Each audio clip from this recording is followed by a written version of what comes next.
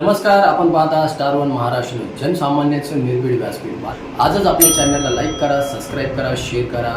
वावी police station हद्दीतील कहांडळवाडी तालुका सिन्नर येथे खून करून पसार झालेल्या 2 आरोपींना स्थानिक गुन्हे शाखेकडून कसारा, जिल्हा ठाणे येथून अटक.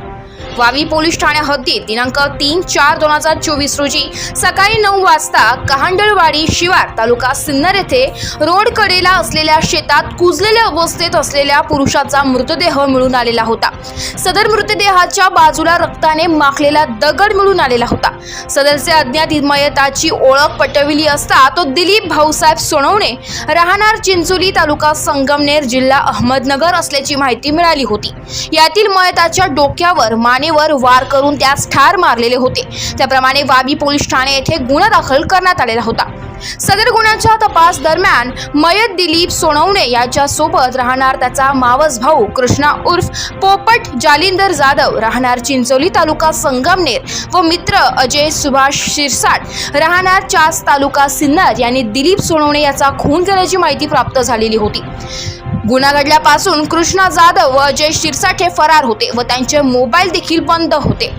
वावी पोलीस ठाणे व स्थानिक गुन्हे शाखेच्या पथकांकडून त्यांचा शोध सुरू होता. दिनांक 5/4/2024 रोजी स्थानिक गुन्हे शाखेचे पोलीस निरीक्षक राजू सुर्वे यांना गुप्त बातमीदारामार्फत माहिती मिळाली की कृष्णा जाधव व अजय शिरसाट हे कसारा रेल्वे स्टेशन, जिल्हा ठाणे परिसरात फिरत आहे. मिळालेल्या माहितीनुसार स्थानिक गुन्हे शाखेकडील पथक व इगतपुरी पोलीस ठाणेकडील पथक यांनी कसारा रेल्वे स्टेशन परिसरात सापळा रचून कृष्णा जाधव व अजय शिरसाट यांना शिताफीने ताब्यात घेतलाय.